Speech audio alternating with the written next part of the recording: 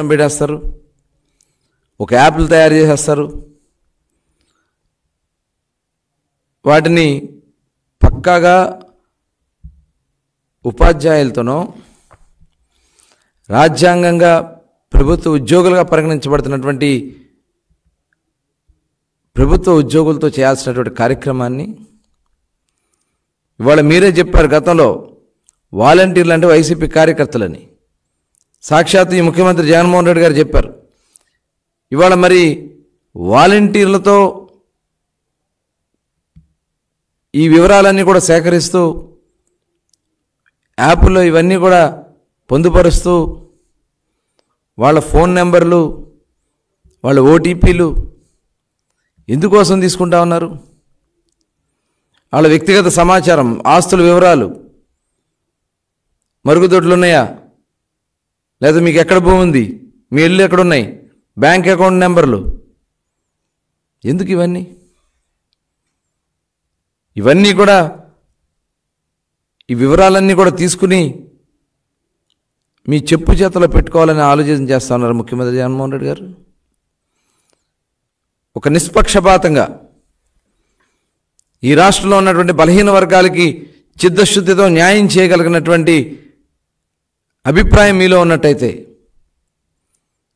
చట్టబద్ధతగానే ఈ కార్యక్రమాన్ని నిర్వహించేవాళ్ళు. కానీ కేవలం ఎన్నికల ముందు కంటి తుడుపు చర్యగా వాలంటీర్లు పెట్టుకుని ఇన్ఫర్మేషన్ అంతా కూడా మీ దగ్గర పెట్టుకుని రేపు బ్లాక్మెయిల్ చేసే రాజకీయాలు చేయడం కోసం, స్వార్థ రాజకీయాల కోసం ఈ కార్యక్రమాలు చేస్తూ ఉన్నారనేది వాస్తవమైనటువంటి విషయం. ఇవాళ రేషన్ కార్డు వివరాలు, వాళ్ళ ఇంటి వివరాలు, మరుగుదొడ్ల వివరాలు, వేలు ముద్రలు, ఇవన్నీ కూడా మీరు సేకరించి వాళ్ళని ఈరోజు మళ్ళీ మళ్ళీ మోసం చేయాలని కార్యక్రమాలు చేస్తూ ఉన్నారంటే, ఇవాళ చూసాం గతంలో చిత్తూరు జిల్లా పెదపంజాని మండలం లింగాపురం గ్రామంలో ఒక వాలంటీర్ చేయూత పథకం కోసం వేలు ముద్రలు తీసుకుని బ్యాంక్ అకౌంట్లో ఉన్నటువంటి 30,000 రూపాయలు మరి మొత్తం కూడా డ్రా చేసుకున్నారు. అలాగే పెన్షన్ పేరుతో వేలు ముద్రలు తీసుకుని మరో లబ్ధిదారుది 12,000 రూపాయలు అతని అకౌంట్లో నుంచి మాయమైపోయినాయి. దాదాపు ఆ చుట్టుపక్కల ఉన్నటువంటి ఇళ్లందరూ కూడా 1,00,000 రూపాయల పైన డ్రా చేసుకున్నారని చెప్పి పోలీస్ కంప్లైంట్లు ఉన్నాయి. కోనసీమ జిల్లా రావులపాలెం మండలం పొడగట్లపల్లిలో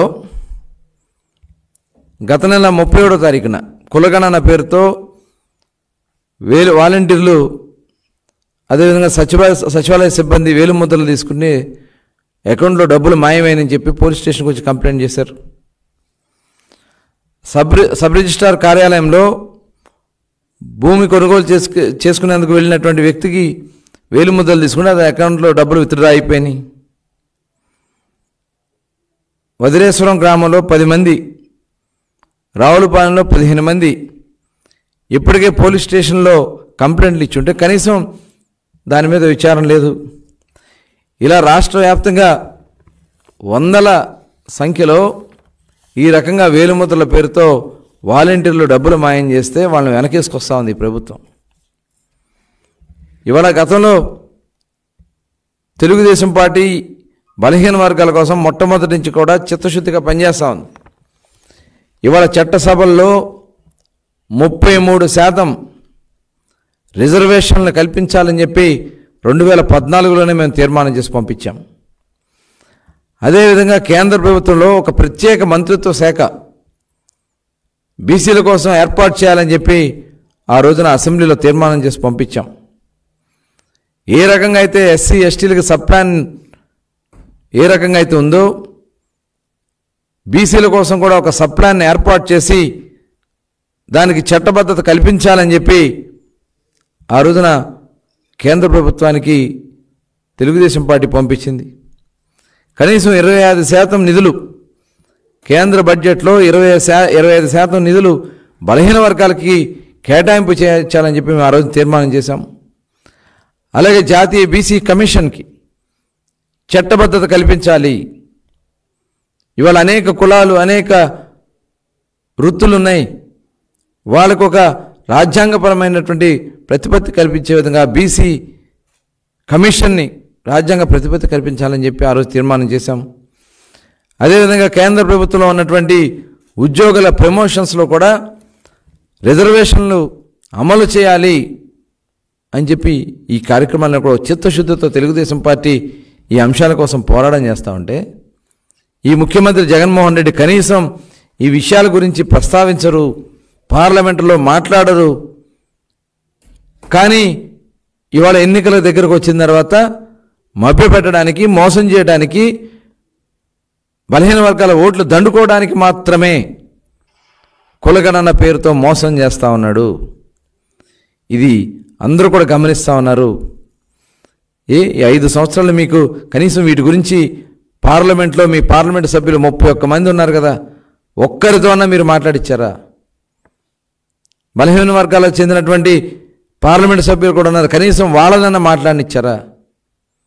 ముఖ్యమంత్రి అనేక సార్లు ప్రధానమంత్రి దగ్గరికి వెళ్ళి పాదాభివందనాలు చేస్తూ ఉంటారే, ఒక్కసారన్నా మీరు వెళ్ళి ప్రధానమంత్రికి దీని మీద ఒక రిప్రజెంటేషన్ ఇచ్చారా?